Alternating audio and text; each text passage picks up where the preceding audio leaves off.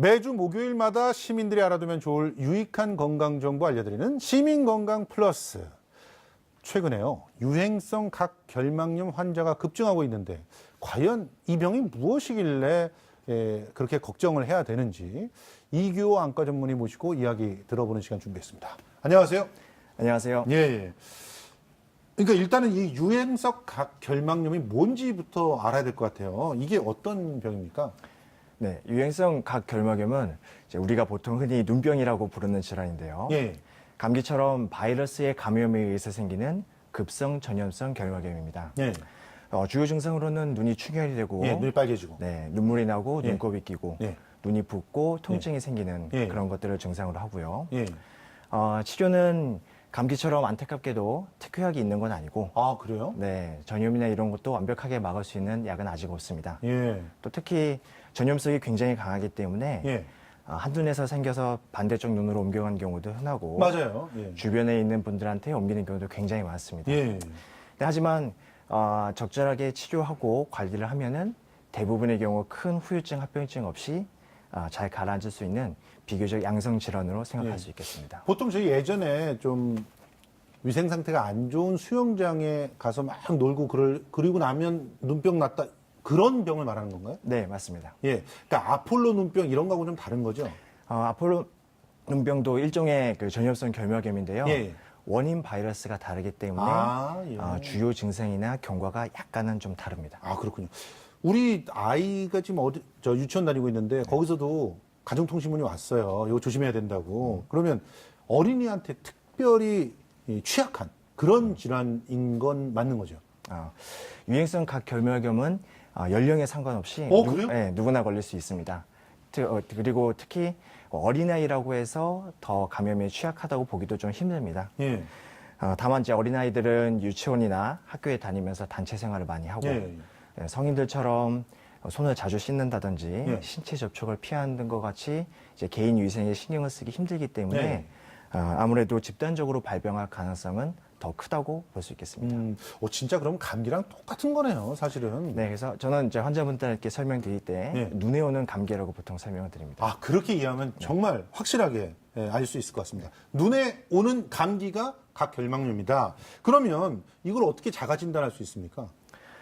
보통 이제 눈에 흰자 있는 부위가 빨개지고 예. 눈물이 나면서 눈곱이 끼고 예. 통증이 생기면서 눈이 부신 증상이 있으면은 일차적으로 유행성 각 결막염을 의심해 볼 수가 있습니다. 예. 하지만 이런 증상들은 다른 안과 질환에서도 굉장히 흔하게 그렇죠. 동반될 수 있는 거기 예. 때문에 이것만으로 자가 진단을 해서 하기는 좀 위험한 부분이 있고요. 그래서 이런 증상이 있으실 때는 안과 전문의의 진료를 보고 예. 정확하게 진단을 받고 치료를 하시는 것이 중요하다고 생각합니다. 여기 눈꺼풀 부종 같은 경우는 저는 365일 내내 부종이 있어가지고 사실은 뭐 이것만 갖고는 뭐 그냥 거의 감기에 걸려 있는 그런 상황인데, 그러니까 결과적으로는 병원에 가서 진단을 받는 게 가장 중요하겠군요.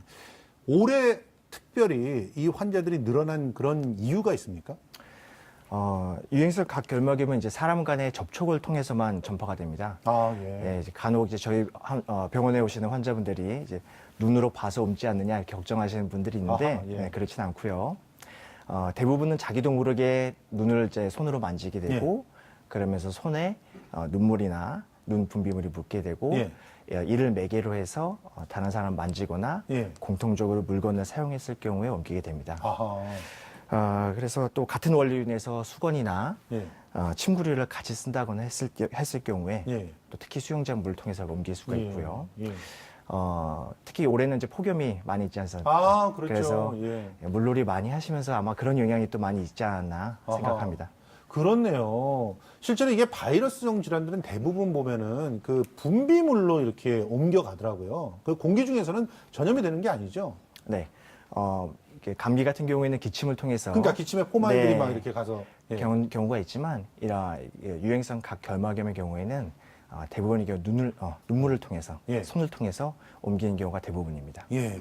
자, 그러면은 이게 전염성은 이 분비물로 이렇게 가게 되면은 전염성은 굉장히 강하다라고 하는 얘기인데, 치료가 어렵다는 건 또 뭔가요? 이게 그 치료약이 없어서 그런 거죠? 바이러스성 질환이니까? 네. 서두에 말씀드렸다시피 감기처럼 바이러스 감염에 의한 질환이기 때문에 그렇습니다. 예. 이 결막염을 일으키는 바이러스들은 종류도 많고 변이도 많기 때문에 예. 특효약이 없고 예. 전염을 완벽하게 예방한 약도 아직 개발되어 있지 않습니다. 백신 같은 게 없다는 얘기죠. 네, 한마디로. 맞습니다. 예. 그래서 또한 많은 경우는 치료를 한다고 하더라도 한 일주일 정도는 점점 안 좋아지다가 아, 그 다음 일주일 동안 완화되는 그런 경과를 거치고 예. 그래서 치료의 목적도 증상을 완화시키고 예. 2차적인 합병증이나 후유증 발생을 예방하는 데 집중하고 있습니다. 그럼 합병증이나 후유증 무서운 것들이 좀 있나요? 드물긴 하지만 예. 각막 상피와 혼탁이 생기면서 시력이나 이런 게 떨어지는 증상이 있을 수 있고요. 오, 예. 네, 심한 경우에는 결막에 흉터가 생기면서 예. 눈꺼풀 모양이 변성이 되고 어허. 네, 그런 경우가 많진 않지만 예. 가끔 있습니다.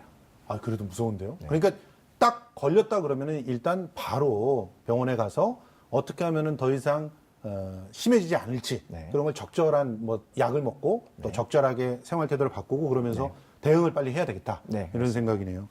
자, 2주 정도 앓는다 그러셨어요. 그렇죠? 그 2주 동안은 굉장히 전염성이 강한 분비물들을 막 이렇게 묻히고 다니게 되는 건데 그러면 일단 예방을 잘해야 되지 않겠습니까? 걸리지 않는 게 중요한 거잖아요. 예방법. 제일 확실한 건 손 씻는 게 확실한 거죠. 네, 맞습니다. 예. 눈물 또는 눈에서 나오는 분비물에 의해서 직접 접촉이 감염의 가장 큰 원인이기 때문에 네. 이를 예방하는 것이 중요합니다. 예. 일단 결막염에 걸리신 분들은 최대한 공공장소 이용을 좀 삼가시고 공공장소 이용하지 네, 말고 손을 자주 씻고 예, 예. 전 최소한 1시간 한 번 정도 예. 씻는 노력이 필요합니다. 예. 또 그리고 가족이나 직장 내에서 결막염에 걸린 분이 있다고 하면 예.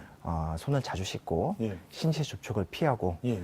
이런 수건이나 예. 베개나 이불 같이 침구류를 따로 쓰는 것이 필요하다고 생각합니다. 아니 그렇게 뭐 악수로 옮거나 이런 경우도 많이 있다면서요. 네, 맞습니다. 예. 네, 손에 분비물이 묻어 있는 경우에는 예. 악수를 했을 때 자기 손에 옮겨올 수 있고 아하. 자기도 모르게 또 눈을 만지게 되죠. 네, 예. 그러면서 옮기게 되는 겁니다. 아, 그러니까 이제 기본적으로 손 씻는 게 기본이지만 되도록이면 내가 이게 병에 걸렸다 생각하면은 상대방과 이렇게 얘기를 하거나 뭐 인사하거나 이럴 때 악수를 한다거나 이런 것들을 스스로 본인이 자제해 주는 게 굉장히 중요하겠네요. 네, 맞습니다. 뭐 예를 들어 수영장이나 목욕탕 같은 이런 곳들은 아예 결막염에 걸려 있는 분들을 받지 않는 게 중요하지 않겠어요? 네. 그리고 증상이 있는 분들은 스스로. 말씀드렸다시피 예. 이런 공공장소에는 방문을 삼가는 것이 좋겠어요. 알겠습니다. 자, 그러면 우리가 예방까지 이렇게 살펴봤는데요. 이런 각 결막염에 일단은 걸리지 않는 방법이 제일 중요하다는 사실을 오늘 기억하시고 예방법에 특히나 우리 아이들을 철저하게 예방하시는 것에 신경을 써주셨으면 좋겠습니다. 네, 지금까지 이규호 안과 전문의와 이야기 나눠봤습니다. 고생하셨습니다. 감사합니다.